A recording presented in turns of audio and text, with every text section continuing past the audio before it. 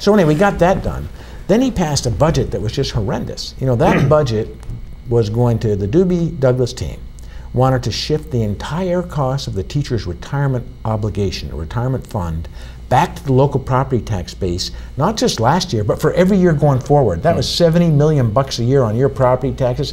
Would have been the biggest property tax increase in the history of the state of Vermont. Terrible idea. There were other problems too. We said no, we overrode them. I think that sort of reset the stage of the chairs in the Titanic, frankly.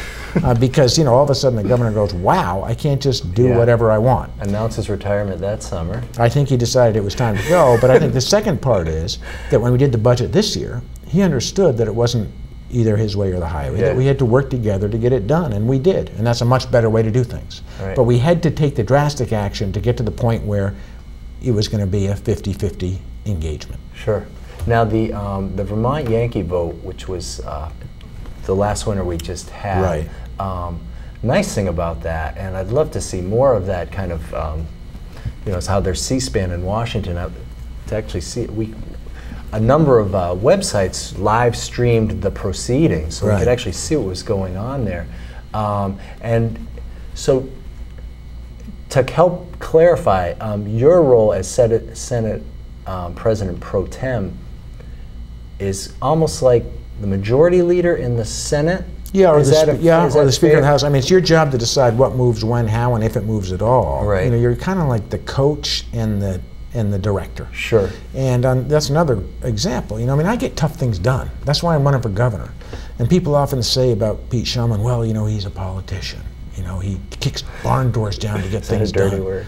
You know, as if it's a dirty word. And you know, my point is, listen, I try to do whatever I do well, whether it's business or politics. And my question is, do you want a governor who's not a good politician? You know, if you hire a roofer because your roof's leaking, do you hire the roofer who has the reputation of getting you the 40-year dry so you're not leaking anymore? Or do you want the one who usually leaves and the roof's still leaking, you know?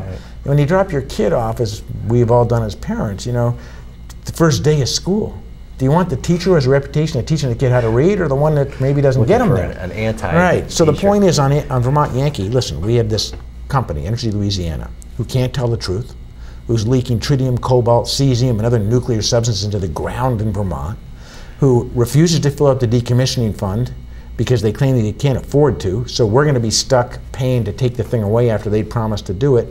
But add to the fact that they paid their CEO, Wayne Leonard, $350 million in the last 3 years in stock options to take care of his family, but they won't take care of us. And the list goes on and on. I said, you know, we got to vote on this thing, and we're going to vote now.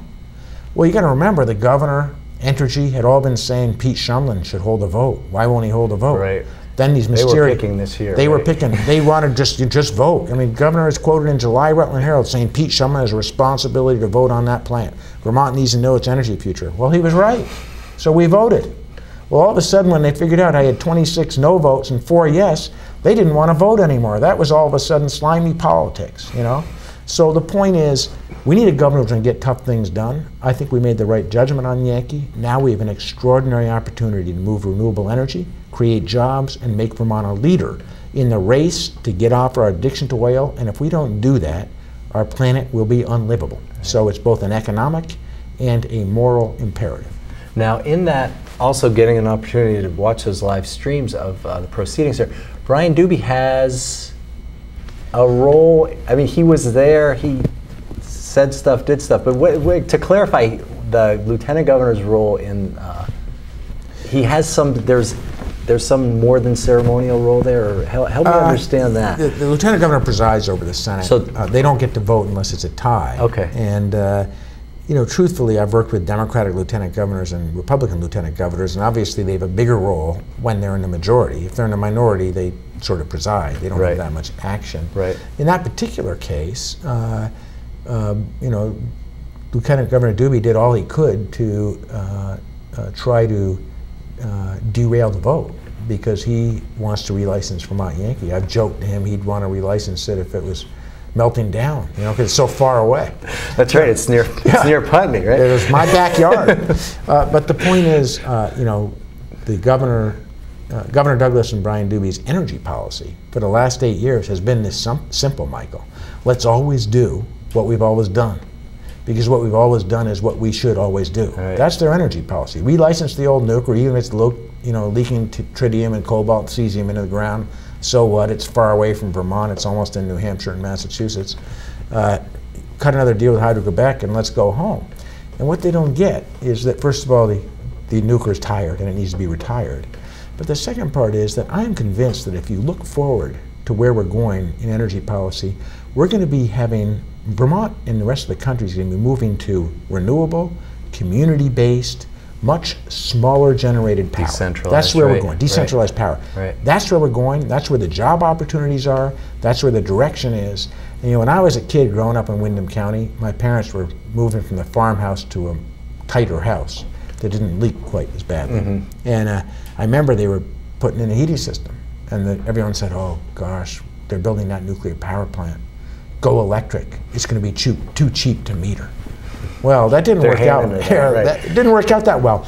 But I do believe that Vermont and the nation will be moving to cheaper power as we start, once we pay for the infrastructure, as we start to move to solar and small hydro and small biomass and wind. The future actually looks better. The future looks better than the past. Yeah, yeah. I'm getting the word. We just have a minute, so we got to close with this question. It's a character question, and we need to know where you come down on the issue of Star Trek versus Star Wars. What's your preference? I'm a Star Wars guy. You are, and why? Yeah. I just think that they had their act together. Yeah. Period. Okay.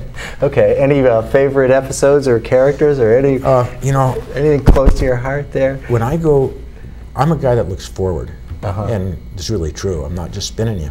Right. And when I come out of a movie, whether it's Star Trek, Star Wars, or any episode, I very rarely look back at it.